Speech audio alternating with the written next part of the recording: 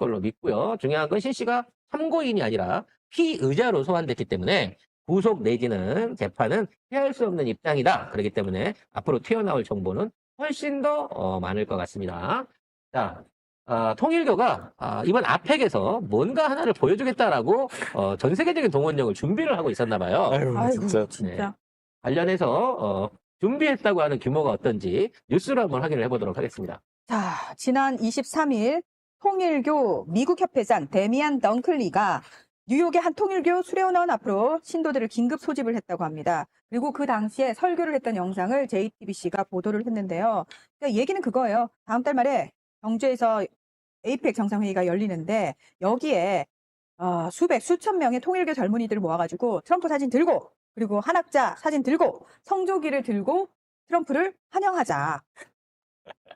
그리고 그러니까 이게 결국은 그건 거죠. 그러니까 사실은 한학자가 지금 구속돼 있는 상태인데 이 부분과 관련해 가지고 세를 과시하자라는 의미라고 하겠죠. 그러면서 요거는 아무한테도 말하지 마라, 비밀이다. 어머니께서 미국 젊은이들에게 오라고 하셨다. 이 얘기를 했고요. 비밀인데 아무한테도 말하지 말라고 대륙연설로 했다고요? 네, 이따위 비밀이 있네요. 그렇습니다. 예. 그래서 이렇게 되면은 사실 이거 외교적 문제가 될 수도 있는 부분이거든요. 예. 그래서 아예 이 사람이 한국, 일본, 미국이 힘을 합치면 회의는 경주시에서 진행하는 거 맞죠? 그럼 우리 젊은이들로 경주시 전체를 뒤덮어야 합니다. 사이비들 다 모이겠네. 경주에. 근데 저는 이거 불가능할 거라고 봅니다. 왜요? 일단 지금 한학자가 구속돼서 셋째 아들이 미국 총회장 아니겠습니까? 그러니까 셋째 아들 입장에서는 이번 기회에 확실하게 어머니하고 관계를 끊을 가능성이 생겼다라고 생각할 거기 때문에 저는 미주에서 열심히 안 할 거라고 생각합니다. 그다음에 일본에 있는 데는 이미 재단이 해산됐기 때문에 현재 일본 안에 남아있는 신도들의 숫자가 얼마 안 되고 그걸 조직화해갖고 움직일 수 있을 만한 여력이 없습니다. 지금 어설프게 움직여갖고 예를 들어 예전처럼 막 단체로 관광하는 것처럼 단체 행동을 하려고 움직인다? 일본이 바로 이거 어떤 형태로 제지하려고 나설 거기 때문에 일본에서도 끌어모으기 쉽지 않을 거라고 생각해요. 그럼 한국에 있는 신도들을 끌어모으는 거 용이하냐? 이건 역시도 쉽지 않죠. 왜? 아니 지금 재단 안에서 지금 신세대들이 9세대 물러나라 그러면서 9세대 핵심 원로들하고 장로들이나 이런 사람들을 지금 사실상 다 축출했어요. 혼주들이 나서가지고 어머니 똘마니들, 할머니 똘마니들을 다 축출했다고. 지금 천왕궁 안에는 옛날 99대 사람들이 지금 접근을 못하고 있다고 합니다. 오직하면 가장 실세라고 불리던 비서실장까지. 정원주도 지금 쫓겨나갖고 지금 호텔에 숨어 있겠냐고요. 그렇기 때문에 이런 주장은 얘 혼자 생각 내지는 얘가 받았던 한학자가 이제 어떤 라인을 통해서 얘한테 이걸 시켜줄지 모르겠습니다만 일단 미국에서 여기 들어오는 비행기 값이랑 지금 10배로 올라버린 호텔비를 대줄 수 있을까요? 못 대줍니다. 아니면 일단 저기 가평 천원궁에다가 애들을 다 몰아 넣어놓고 그다음에 앞에 기간 중에 단체로 버스 대절해갖고 오르락 내리락 하면서 이거 할 수 있을까요? 아니 뭐 자기 돈 쓰고 와야지. 원래 그러니까, 애들 자기 돈 통일교 자기 돈이 어디 있어? 이미 다 갖다 왔지도 없어. 이제 거마비나 생활비는 자유로우신 참 어머님이 안 주시면 이거를 얘네들 굶어 죽어야 되는 상황인 거예요. 그렇기 때문에 저는 이게 시도가 일어나기가 쉽지 않다라고 봅니다. 다만 문제는 이런 것들을 믿고 우리 참 어머니께서 이런 것들을 믿고 이걸 통해 가지고 트럼프가 나를 구해주겠다 요렇게 생각을 하시고 요거를 기획을 하셨다 그러면 이거 하는 순간 트럼프는 더 싫어한다는 얘기 해드리고 싶어요. 왜냐면 공화당에 있는 사람들을 많이 트럼프가 지원을 했는데 다 반 트럼프만 지원했어요. 그러니까 지금 있는 깅그리치는 민주당이니까 뭐 다른 당이나 더 그렇기도 하지만 지금 트럼프 입장 깅그리치는 공화당이에요. 깅그리치를 비롯한 지금 통일교가 나름 펜스를 비롯해갖고 이거를 좀 통일교가 나름 지원해서 연관을 갖고 있다고 하는 사람들이 지금 트럼프에는 눈에 까십니다. 그렇기 때문에 트럼프가 교회를 공격하는 행위 이런 거에 대해서는 구구와 마가가 섞여 있기 때문에 얘기를 하지만 통일교를 기존에 있는 크리스천으로 받아들이지 않을 가능성이 훨씬 높아요. 그래서 통일교가 트럼프하고 같이 뭔가를 협조하기는 쉽지 않을 것이다라고 생각을 합니다. 결국 이거는 이제 외교 문제로 쟁점으로 끌고 간다고 하는데 일부 그런 분들이 있어요. 이재명 대통령이 너무 똑똑하니까 트럼프가 윤석열이 더 그립겠다. 윤석열이 있었으면 좋았을 걸. 그때 윤석열이 있을 때, 한덕수랑 체결할 걸. 이런 생각 같지 않겠느냐라고 생각할지 모르겠지만, 트럼프는 철저한 장사꾼이에요. 장사꾼의 특징은 뭐다? 경쟁자를 가만두지 않습니다. 트럼프가 헤쳐먹으려고 하는 거를 윤석열도 똑같이 헤쳐먹고 싶어 하는데, 그게 동업이 되겠어요? 둘이 똑같은 시장을 원하는데 결론적으로 트럼프는 절대 윤석열을 구원할 생각이 없었습니다. 그랬으면 진작에 항공모함 보내가지고 CIA가 구출해 갔겠죠. 그 상황에서 구출해서 관타모아에 갖다 넣을지는 모르겠습니다만. 그 구출이에요? 체포 아니에요? 그치, 사실상의 체포죠. 차라리 데려가라. 그래서 뭐 굳이 저는 이런 거 괜찮을 것 같아요. 네. 관타나모라면 그렇지. 보내주마. 마약으로 해갖고 이게 아, 그런데 진짜 마약으로 해갖고 범죄가 너무 많네요. 범죄인 인도조에 범죄인 인도죠. 우리 트럼프가 얘 넘겨주세요. 우리 얘 여기 그 관타나모에 수용해야 될 것 같으니까 넘겨주세요. 그러면 저는 보내도 괜찮다고 생각합니다. 대신에 거기 수감 끝나면 다시 보내주세요. 라고 하면서 감옥 유학을 보내는 것도 그렇게 나쁘지 않다고 생각이 되네요. 자, 내란 특검 관련해서 새로운 소식들이 나오고 있는데 좀 컴찍한 얘기입니다. 특전사, 그러니까 제7 공수여단이 우리나라 그 한국은행에 그 강남에 있는 한국은행 갔다 그랬을 때 거기 왜 갔지 의심했는데 한국은행뿐만 아니라 통전소, 변전소, 교도소. 16곳의 국가 주요 시설들에 대한 일종의 설계도를 미리 받아놓고 한 1년 전부터 연습한 정황이 보여지고 있어요. 너무 소름 끼칩니다. 진짜. 예. 자, 지난해 3월부터 6월 사이에 육군 특수전사령부 7공수여단이 KBS 송신소, 변전소, 교도소, 한국은행 등 16곳의 국가 중요 시설을 방문해 설계도와 재난 대피 안내도를 가져갔다고 합니다. 근데 이게 비상 대권 말고는 방법이 없다라고 윤석열이 말한 게 이 3월부터 6월 사이입니다. 근데 그때 얘들이 이미 도면 다 챙겼다는 거야. 근데 예를 들면은 이제 이거 합동참모본부의 지시다라고 얘기를 했거든요. 그런데 합참은 이 지시가 지난해 하반기 검열에서 이미 조치 완료된 과거 사항이다 이렇게 밝혔습니다. 그러니까 다시 말해서 7공수여단이 허위 명분을 거짓말을 했다는 거죠. 군산교도소의 경우 거절을 했대요. 그랬더니 부대가 군사 중요시설 표적 정보 획득을 명목으로 시설을 반복적으로 방문해서 내부를 촬영해 갔다고 합니다. 결과적으로 와. 얘네들이 계엄을 하게 되면 7공사가 치가 떨리는데 와. 네. 이 광주 민주화 운동 때의 그 행위들을 또다시 저지르려고 했다는 거예요. 그렇죠. 네? 그러니까 결국 구라까지 쳤어. 그러면서 이거를 1년 넘게 준비하고 했다는 거는 이 새끼들은 반성이 없다는 거지. 그렇죠. 그때 했던 짓거리들이 이 국가와 국민을 위해서, 민족을 위해서 역사에 얼마나 큰 죄를 지었는가에 대한 반성이 없는 거예요. 학살자들 아니야. 우리가 그때 잘해서 뭔가 했는데, 성공했는데, 뭐 이런 그 과거의 어떤 내가 그때 잘 나갔는데 요 생각만 갖고 있는 놈들이 아닌가라는 생각이 들어요. 그러니까 이 군인들 중에 군인이 단순하게 공무원이라 보수화 되는 게 아니라 군인이라고 하는 직위 자체를 일종의 권력과 권한을 쥘 수 있는 도구로 생각하고 있는 똥별들이 아직도 많이 있다는 겁니다. 그러니까 해병대 사령관 하던 그 남양주 의원이, 남양주 의원도 아니지. 그 지역위원장이 공식 석상에 나와서 애들 모아놓고 마을, 도심 축제하고 있는 데 가서, 정동영 개새끼 쌍소리나 하고, 문제 삼아도 계속 발언을 갖다가 중단을 안 하고, 이렇게 하는 놈도 그 해병대 사령관 출신인 놈이에요. 실제로 이번에 출동된 군인들, 특전사들한테 음주를 시켰다라고 하는 제보들도 지금 나오고 있고요. 지금 얘네들은 단순하게 이번 계엄을 그냥 국회를 진압하거나 정치적인 어떤 영향력을 일부 미치기 위한 출동이 아니라 사실상 국가 정복으로 생각하고 임했던 군인들이 겁나 많다는 겁니다. 거의 대부분이라는 거예요. 이것들 다 차단해서 지금 처벌해야 되잖아요. 새로운 합참 의장을 뽑는 청문회를 하고 있는데 군사 동원 명령에 대해서 사과를 안 하고 있어요. 왜? 유사시 되면 또 군사 동원해갖고 정치에 개입하겠다고 선언하고 있는 거 아닙니까? 지금 똥별들 왜 다 날렸습니까? 다시는 12.3 사태 같은데 참여 안 하겠습니다라고 얘기해줘라. 너희들이 선언해줘라라고 했는데 한 놈도 그거 받아들인 놈이 없어서 14개짜리들 다 날라간 거 아닙니까? 근데 그 밑에 그 자리를 다시 대체하는 놈들도 또 똑같은 놈들이 올라오고 있어요. 그런 놈들 또 진급을 또 했더라고. 그러니까 새순이 올라올 때까지 나- 계속 잘라야 됩니다, 이것들은. 아휴. 아무튼 이런 행위들은 해당 기관들은 10년 만에 처음 있는 일이래요. 이런 이례적인 현상을 아니, 설계도를 왜 가져가 그러니까. 그러니까 그 미친놈들이네. 중요 부위를 장악을 하고 이 국가 기관 시설을 군부가 맘대로 움직이겠다는 거죠. KBS 송신소까지 그리고 군산 변전소 이거는 KBS 자기가 이제 언론사를 장악하겠다는 것이고 변전소는 전기도 자기 마음대로 하겠다는 거잖아. 그러면 국가를 아예 다 장악하겠다는 소리예요. 그러니까 이렇게 동원되려고 했던 군들이 전국에 있는 사령부 26개인가 있는데 25개인가 있는데 광주 빼놓고는 전부 다 관련된 공문들을 접수해갖고 알고 있었다는 거 아니야. 사태가 일어난 데 대해서. 아 진짜 장관들 진짜 뭐하냐 진짜. 아무튼 그래서 특검을 빨리 서두르고 마무리 지어서는 안 됩니다. 계속 연장해가면서 파고 재판하고 끝까지 재판해서 파야 돼. 씨. 끝까지 파야 됩니다. 1년, 2년? 피로가? 그런 게 어딨어요. 나라가 넘어갈 뻔한 거고 그러니까. 다시는 나라가 넘어가지 않도록 막아야 되는 의무가 우리한테 있는데 근데 김건희 특검에 이제 뭐라 그러지? 파견 검사들 파견 검사들이 우리 복귀시켜 주세요라고 성명서 발표했어요. 웃기는 새끼들이에요. 지들이 수사하기 싫다고 거기에 해놓고 복귀를 시키든 말든 그거는 특검이 결정할 문제예요. 이거는 명령 불복종 아닙니까? 복귀시켜 주는 대신에 직무 배제시켜 버려야 돼요. 이런 것들은.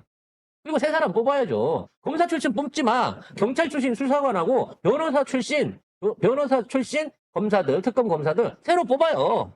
그리고 새로 뽑아서 새 부대 담듯이 해갖고 새 재판부에서 하면 됩니다. 싹 쓸어버려야 돼. 진짜. 야, 김건희 얘기 나왔으니까 하는 거지만 양평고속도로 노선 관련해갖고도 그렇게 국토부가 지들이 했다고 얘기를 했었는데, 국토부가 얘기하면서 이거 우리 내부 결정 아니고 전문가가 이렇게 하는 게 좋겠다고 했다니까요? 라고 했는데 그 전문가는 그런 얘기 한 적 없다라는 얘기죠. 이미 결론을 내놓은 상태에서 여기에 맞춰서 진행해 주세요. 얼마까지 알아보고 오셨어요? 미리 해놓은 다음에 진행했다고 합니다. 네. 자, 국토교통부는 2022년 7월 말 내부적으로 이미 강상면 병산리안을 확정한 뒤에 10월에 전문가 자문을 요청한 답정너 방식의 정황이 포착이 됐습니다. 전문가들에게 제공된 자문 요청서에는 원안, 양서면은 부정적으로, 대안인 강상면은 긍정적으로 서술돼서 편향된 정보를 제공을 했다고 하는데요. 용역사 임원들이 전문가들을 직접 찾아가서 이 강상면을 선택하도록 압력을 행사한 정황도 파악이 됐다고 합니다. 강상면에 기존의 윤석열, 김건희 일가의 땅이 많았을 수도 있지만 아마 이 안을 만들면서 엄청나게 많은 신규 매입들을 차명으로 했을 가능성이 높습니다. 전체적으로 조사를 해가지고 여기에 연루된 이 고속도로로 수익을 보려고 했었던 땅들의 규모와 전주들의 명단을 다 살펴봐야만 이게 얼마나 큰 국정농단인지 그 규모가 드러난다는 거예요. 엄청난 투기를 목적으로 한 그걸 위한 이 고속도로 사적 변경에 대한 처벌은 이제 국토부를 비롯한 이반자 거기에 관련해서 일한 놈들 모두에게 넘어가야 됩니다. 이미 용역사가 열흘 안에 이런 거 저희 못합니다. 할 수 절대 없어요. 못하지. 라고 자백을 해버렸어요. 자, 2022년 4월 1일 용역업체는 국토부에 착수계를 제출을 하고 열흘 만에 강상면 종점 대안을 제시를 합니다. 근데 용역사 의견은 열흘 만에 대안 노선 도출은 사실상 어렵다. 양서면 같은 경우에는 2년이 걸려서 확정이 됐다고 합니다. 그리고 전문가들 역시 열흘 만에 새 노선 제시는 불가능에 가깝다라고 얘기를 했습니다. 그리고 캐드 도면 파일이 4월 6일에 생성됐어요. 착수계 제출 5일 후에 도면이 생성이 그러니까 됩니다. 이게 말이 안 돼. 서류보다 도면이 빨리 나왔어요. 네. 아니지. 서류가 나오고 5일 후에 바로 나온 거예요. 그러니까 서류를 완성시키는 데는 도면에 연계해갖고 뭐 경제성 분석, 뭐 교통량 조사 이런 것들이 따라 붙어야 되거든요. 2년이 걸려야 되잖아. 그러니까 보통은 그 도면을 뽑아놓고 난 다음에 그때부터 이제 주변의 지질 조사나 뭐 역학 조사나 환경 조사 이런 거를 갖고 결정을 해야 되는데 도면이 5일 만에 나왔고 5일 만에 그 도면을 분석해가지고 여기 땅을 이렇게 써야 땅값은 어떻게 되고 공사비는 어떻게 줄고 경제적 가치는 어떻고 교통량이 어떻고 이걸 다 해냈다는 거죠. 그러니까 날림으로 만든 거야. 실제적인 조사 같은 거는 전혀 이루어지지 않은 상태에서 상상력으로 만든 용역서 내지는 아니 상상력이 검토를 한 아니지. 거예요. 딴 놈들이 아마 가져왔을 거야. 야 이거대로 내 이렇게 했을 거야. 이미 그렇게 했을 것 만들어 같아. 와서 이걸로 해서 넣고 그냥 니들이 한 걸로 해라고 하겠지만 만약 그렇죠. 그렇게 한다고 하더라도 왜냐하면 구속된 국토부의 김모서 기관이 용역사에 강상면을 검토할 것을 지시를 했다는 거예요. 이거 대통령 측 관심 사안이다라고 강조를 했대요. 용역사들이 난색을 표했지만 대안을 제출할 수밖에 없었다고 그러니까 합니다. 이 국장이 굉장히 중요한 인트를 준 거예요. 11일 만에 죽었다 깨어나도 이 서류는 안 나와. 따라서 이 서류는 이 미리 준비가 된 용역사 거지. 안에서 생성하지 않은 서류일 가능성이 높다는 그렇죠. 거지. 이미 국토부 내부에서 생성을 해서 용역사한테 줬을 가능성이 그래서 큰 거죠. 용역사가 그걸 받았다고 하면 그게 용역사 컴퓨터 안에서 작업되기 시작한 시작 날짜와 끝 날짜가 있을 거라는 거야. 순수하게 지가 만들었다 그러면 그 관련 데이터들을 수정하고 데이터를 모으고 이런 것들이 다 작업에 나오겠죠. 그거 없이 열흘 만에 갑자기 하늘에서 뚝 용역서가 떨어졌으면 이건 외부 제공 받은 거고 외부 제공 받은 거를 문서로 받았을 리는 없고 파일로 받았을 거 아니야. 이메일만 점검해봐도 문서 수발 이메일 기록, 통신 기록만 확인해봐도 이걸 누가 줬는지 금방 찾아낼 수 있다는 겁니다. 자, 박성재가 개업날 대통령실에서 문건을 받고 거기에다가 메모까지 하는 성의를 보인 모습이 CCTV에 딱 찍혔습니다. 계엄선포 당일날 박성재 전 법무부 장관이 대통령실에서 A4 용지에 무언가를 적는 모습과 특정 문건을 살펴보는 장면이 담긴 CCTV 영상을 특검이 확보를 했다고 합니다. 그래서 아마도 박성재가 윤석열로부터 계엄 이후 법무부의 조치 등에 대한 지시를 문건 형태로 받고 이를 메모했을 가능성이 있지 않겠느냐를 의심하고 있습니다. 공부 열심히 한 거죠. 근데 기억이 안 난대. 뭐 심해로 가라 그래. 이 머리로 뭔 장관을 하고 뭔 사법을 통과했는지 모르겠지만 심해로 병원 가는 게 낫지. 아이 기억 안 나더라도 에휴. 행위가 있으니까 그러니까. 거기다 윤석열 개새끼 이렇게 쓰진 않았을 거고 거기 나중에 이 문건이니까 법무부에 이 지령 내려진 문건들도 나중에 뒤지다 보면 어느 컴퓨터에서든지 나옵니다. 내가 보기엔 노상원 컴퓨터에서 나올 가능성이 제일 높다고 봐져요. 또 정진석이는 대통령실 PC를 초기해서 대통령실을 말 그대로 황무지를 아무것도 없는 종이 한 장 남기지 않는 황무지를 만드는 지시를 본인이 직접 했다고 지금 진술이 나왔습니다. 자, 이 PC 초기화 지시가요, 정진석, 그 당시 비서실장 명의의 공문 없이 실행이 됐다고 그러니까 하는데요. 실행은 됐는데 공문이 없이 실행이 된 거야. 그렇죠. 그러니까 정진석의 명의의 공문 없이. 그럼 누가 이거를 실질적으로 지시를 했느냐? 윤재순 당시 대통령실 총무비서관이 PC 초기화 방안이 담긴 플랜 B 계획이 실행됐다라고 이야기를 진술을 했다고 합니다. 그럼 진술을 했으면 예를 들어 정진석이 전혀 모르는 일이야. 자기가 시키지도 않은 일이면 그걸 왜 봤습니까? 그러니까 윤재순이가 안 남긴 거예요. 이걸 남기면은 정진석이가 책임자였잖아. 책임을 져야 되니까. 그거 안 시키려고 의도적으로 안 만들었다라는 거죠. 자, 아무튼 요것들은 다 내란 특검에서 지금 계속 수사 확대를 이어져 나가고 있는 거기 때문에 결과적으로 윤석열과 연루된 인물들 아크로비스타에 한 번이라도 얼굴을 비친 놈들은 다 깜방을 가게 될 것이다 라고 보면 되겠고요. 마지막으로 김정재가 호남볼 발언을 하지 않았겠습니까? 네, 우리가 지금 뉴스가 많았고 국제뉴스와 다루진 않았는데 경상도 사람이 예를 들어 호남도 불이 날 수 있지 라고 하는 걸 경상도 사투리로 하게 되면 그게 호남은 불 안 나나? 라고 주장을 하는데 이게 맞는 얘기인가요? 의도가 전혀 다른 뭔 말이죠. 개소리니까 그게. 난 경상도 사투리를 모르는데 경상도 사투리가 그게 함축적이야? 아니 경상도 사투리로 그 문장을 해볼게요. 호남은 불 안 나나? 라고 얘기를 한 게 호남도 불이 날 수 있고 영남도 불이 날 수 있다. 제 안전에는 영호남이 없는 것이다 라는 뜻의 경상도 사투리래요. 아니에요. 두 가지 의미가 있어요. 야, 뭐 니는 뭐 멀쩡할 줄 아나? 이러면은 맞아요. 근데 중요한 거는 야, 니 뭐 멀쩡할 줄 아나? 이러면 니 이거 안 멀쩡했으면 좋겠다. 너는 안 멀쩡할 것이다. 응. 내가 너 멀쩡한 꼴을 보기가 싫다. 그러니까 두 가지로 다 해석 가능해요. 네. 무슨 해석을 받더라도 이거는 불 나란 소리고, 불 나란 소리고, 아씨, 호남 불 안 나나? 뭐 이 뜻인 거예요. 그렇죠. 사실은. 이렇게 되는 거야. 야, 씨, 호남 불 안 나나? 왜 호남은 그렇게 산에 들어가서 불 지르고 다니는 미친놈들이 없어요. 그런 놈 있을까봐 지키고. 호남에도 불 지르다가 여러 놈 잡혔어. 전주에서도 그렇고. 니네가 안 잡아서 그렇지. 아무튼 이 김정재가, 또 이태규랑 공천거래를 확실히 했더만요. 나 단소로 좀 해줘요. 단소로 안 해주면 애들이 5억, 3억씩 돌려가지고 그 경선에 다 이게 또 동물 튀긴다니까. 충청도인가? 뭐 이런 식의 통화를 한 것 그래서 같아요. 어디 사투리를 하시는 거예요? 경상도 아니었어? 충청도였어? 아니, 그 충청도도 아닌 것 같아요. 예. 아무튼, 지난 9월 4일 뉴스타파가 이철규하고, 마약한 아들 며느리의 그 이철규입니다. 이철규하고 김정재 간의 통화 녹음 파일을 입수를 해가지고 어디서 보도한 챘을까요? 내용이거든요. 이철규가 줬나? 이거는 이철규가 돌린 거 아닌가 싶은 생각이 드는데 특검 조사하다가 새 나왔을까요? 네, 아무튼. 자, 여기서 김정재가 그 통화에서 그렇게 얘기를 합니다. 경선을 하게 되면 어떤 문제가 생기냐면 포항 같은 데는 돈으로 매수한다. 보통 3억에서 5억 원 돈을 주고 캠프를 통째로 지지선언을 하게 하는 게 일상화돼 있다. 만약에 걸리면 우리 당이 망하는 건데 제가 예전에 할 때도 다른 후보가 저한테 5억을 요구하더라. 지금 또 돈이 오가는 분위기가 나오고 그럼 있다. 지난번에 5억 줬다는 얘기네? 그러겠지. 그러니까 사실 금권 선거, 매수 선거 했다는 거 아니에요. 그래서 단수로 해달라는 거예요, 지금. 단수로 해주면 제가 그 5억 안 드려도 돼요라는 얘기는 5억 안 드리면 제가 한 1억 떼드릴게요 라는 얘기도 그런 되지 않아요? 느낌이겠지. 딱 그런 느낌인데 업자들 느낌 그대로 에이구. 많은 분들이 어디 사투리냐 그러는데 연변 사투리로 하겠습니다. 네.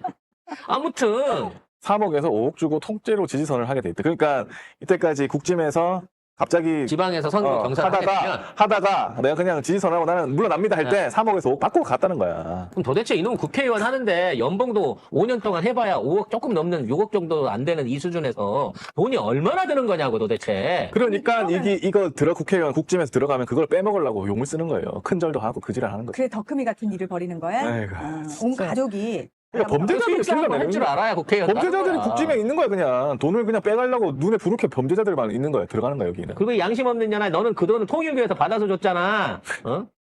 개양아치 같은 게 무슨 국짐의 간부를 저런 것들이 다 두목을 하고 있는 거예요. 이것들이 저 자리에 올라간 것도 통일교가 뒤에서 뒤봐줘갖고 간 거 아닌지 확인해 볼 필요가 있습니다. 왜? 어차피 윤석열이 나왔을 때는 연고자 하나도 없었어요. 윤석열 대선 후보 되는 과정 중에 윤석열에 붙었고 그 위에 윤핵관이 된 애들은 그때가 사실의 만남의 접점인데 이 윤핵관들이 윤석열과 붙게 되는 접착제를 누가 쳤는지 결국 그 접착제는 권력과 돈 아니겠습니까? 이거 여기 통일교가 또 친 거 아닌가 의심도 간다는 돈이지 거지. 돈. 3억에서 5억인데 지금도 그런다고 하잖아. 지금 이렇게 분위기가 형성돼 있다고 하잖아. 그러면 이 분위기가 뭐겠어? 김건희한테 돈 받쳐야 되는 거 아니에요? 그거밖에 더 있나? 그래서 단수로 해서 내가 받았으니까 쟤네들한테 돈 5억 안 주고 무마했으니까 그 비용만큼을 상납을 하든지 대체를 해서 이런 단수를 받아준 사람한테 주는 게 상도이 아니겠습니까? 아니면 뭐 때문에 걔한테 그걸 해주겠어요? 딴 데서 3억 5억 얘한테 못 받은 놈들이 오히려 김건희한테 그 돈을 내고 명태균이 연결해갖고 그 돈을 내면 얘를 제끼고도 단수 공천을 받을 수 있는데 국짐 선거는요 이런 돈지랄이었다는 거예요. 결국 다 매관매직이었다는 겁니다. 심지어 국민들이 뽑는 선거에서도 누가 뽑힐 줄 알고 돈을 내고 후보자를 삽니까? 후보만 되면 뽑히니까 이따위 거래가 가능한 거지. 부끄러운 줄 알아야 돼요, 이 직들은. 이런 국회의원 뽑고, 이런 그 시도지사 뽑은 사람들은 지금 거기에서 일어나고 있는 산불이나 재해 대책이 안 일어나고 있는 경제가 어려운 원인에 대해서 나라 탓을 하면 안 돼. 그 지역에서 일하는 사람 탓을 해야지. 그러나 안 합니다. 그 사람들은. 관련해서 지금 이제 여러모로 좀 우려되는 기사들이 나오고 있는 점에 대해서 송작가 TV의 관점에서 비판과 분석을 좀 해보려고 합니다. 지금 최근에 뉴스타파가 그 얘기를 꺼냈어요. 대통령실에서 특활비가 위로금, 격려금으로 쓰였는데 이거 자체가 잘못된 집행이다라고 하는 거를 지적하는 내용이 나왔습니다. 물론 뭐 우리 대통령 잘하고 있는데 왜 그거 갖고 시비 거냐라는 논점으로 보실 수도 있겠지만 우리가 그런 짓거리하고 특활비 함부로 쓰는 거 봤기 때문에 대통령이 특활비 공개 결정도 하고 그리고 세부 내역 관련된 것도 지금 추가로 공개를 하려고 하는 겁니다. 이거는 대통령이 잘못했다는 게 아니고요. 대통령이 위로금 줄 수 있죠. 격려금 줄 수 있는데 여기에 대한 회계 처리나 자금 운영을 밑에 참모들이 대충 한 거예요. 대충. 일단 대통령실에서는 내부 직원들에게 지급한 것이 아니고 고통에 신음하는 국민들을 위로 격려하기 위해 지급한 것이며 국정 수행 활동의 일환이다. 다만 기밀 유지가 요구되는 성격의 활동이기 때문에 특활비로 집행한 것이라고 해명을 했습니다. 그러면서 대통령실 참모진이 집행한 것으로 대통령의 일정과는 전혀 상관이 없다고 밝혔습니다. 이게 중요한 거예요.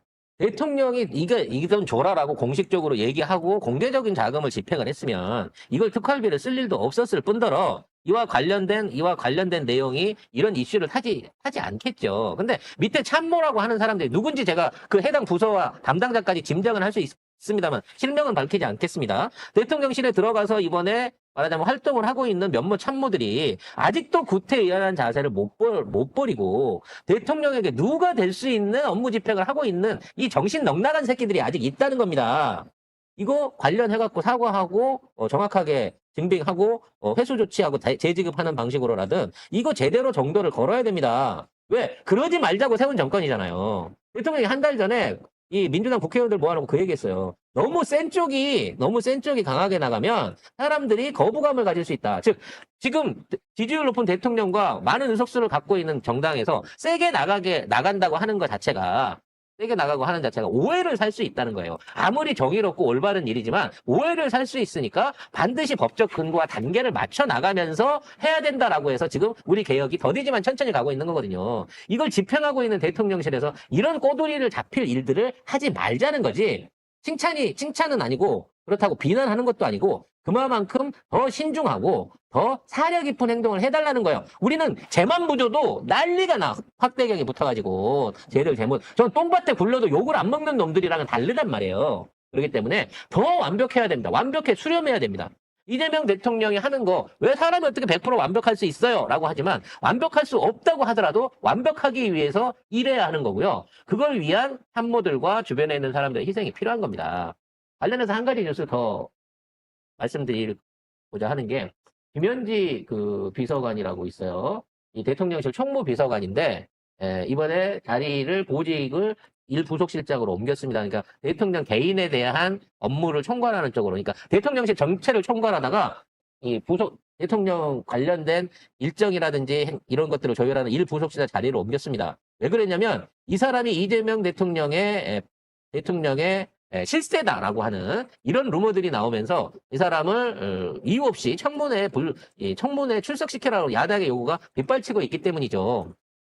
자, 문제는 이분이 실제로 시민활동을 할 때부터, 그러니까 이재명 대통령과 같이 시민활동을 할 때부터 손발을 맞춰왔고, 성남시장 선거에서부터 시장, 그리고 뭐 도지사 선거, 그리고 도지사 경기도 안에서의 총무비서관, 그 다음에 대통령 선거 이후에 지금 대통령실 총무비서관까지 핵심적인 비서이자 총무의 역할을 해오신 지난 한 20년, 30년 가까운 기간 동안에 숨겨져 있는 그런 탈이었어요. 이분에 관련돼서 어떠한 비리나 어떠한 종류의 잡음이 있거나 의혹이 있는 게 없습니다. 다만 이재명 곁에 오래 있었다는 이유만으로 이 사람은 뭔가 의혹이 있을 거야 라는 식으로 청문회 내지는 이 사람에 대한 국정감사를 하겠다고 야당이 벼르고 덤벼들고 있습니다.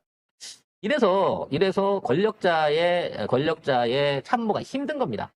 아무리 자기가 잘해도 없는 사실로도 비난받을 수 있거든요. 그래서 일부 극악한 우익들이나 이 음모 유튜버들 같은 경우에 둘 사이에 무슨 이성적 관계나 어떤 불륜적 관계가 있는 게 아니냐라는 의혹들을 막 퍼뜨리면서 아이고야. 얘기를 쓰레기통으로 몰고 가려고 하는 시도들이 있습니다. 머릿속에 그런 생각밖에 없나 봐. 왜? 너희들은 다 그런 거밖에 없어서 그런 거야? 니들은 맨날 성추행이고 맨날 무슨 사람들이 오래 붙어 있으면 권력과 같이 있으면 비리를 저지르고 이런 걸로 생각하는 것 같아요. 근데 그런 프레임에 우리가 놀아나서는 안 된다는 겁니다. 그러기 위해서는 더더욱 이재명 대통령과 이재명 대통령실과 정부, 민주당이 다정노력 그리고 스스로 완벽하게 법과 원칙을 지켜가면서 결함 없는 업무 처리를 해내야 된다는 거예요. 미안하지. 윤서방파처럼 대충 하고 뭉개고 아니면 잡아떼고 나중에 거짓말하고 기억 안 난다고 하면 되지. 그러면 편하게 살겠지. 그러면 우리가 원하는 새로운 세상, 새로운 정의에 대한 구현은 이루어지지 않는다는 거야. 그러니까 저것들이 불법으로 타지라를 쳐도 복싱을 하기로 해놓고 장갑도 안 끼고 연장을 들고 오고 발길질을 해도 우리는 심판이 말려주지 않아도 그 룰대로 싸워서 이겨야 된다는 게 난 너무 안타깝고 화가 나요. 지금 이영 부지사나 예전에 김용 원장 이런 사람들 지금 이화영 부지사나 이런 사람들 물론 본인의 카드 유용이라든지 이런 부분에 있어서는 충분히 벌을 받았는데도 불구하고 이재명의 사람이라는 이유만으로 이렇게 핍박받고 무고한 일을 당하고 있잖아요. 근데 우리가 그렇게 할 수는 없잖아. 우리도 똑같이 눈에는 칼에는 칼 이렇게 갈 수 없는 입장이기 때문에 이러한 억울한 의혹을 받아들일 수밖에 없는 입장이라고 하면 더더욱 자기 신변과 일처리에 신경을 더 써줬으면 좋겠다라고 하는 부탁 말씀을 드리기 위해서 왜냐면 이게 가려지지 않을 사안인 거고 다 확대가 될 거기 때문에 송작가 TV에서 이 얘기를 한번 안 보는데 왜? 다뤄줬습니다. 이제 나올 거예요. 아, 그래요? 야, 이 얘기들이 이제 나오나? 확대돼가지고 계속해갖고 언론이라든지 저쪽에 공격의 대상이 될 겁니다. 제가 미리 예방주사 맞는 입장으로 먼저 선도적으로 얘기를 드려봤습니다. 자, 이번 주 방송은 여기서 마무리 짓도록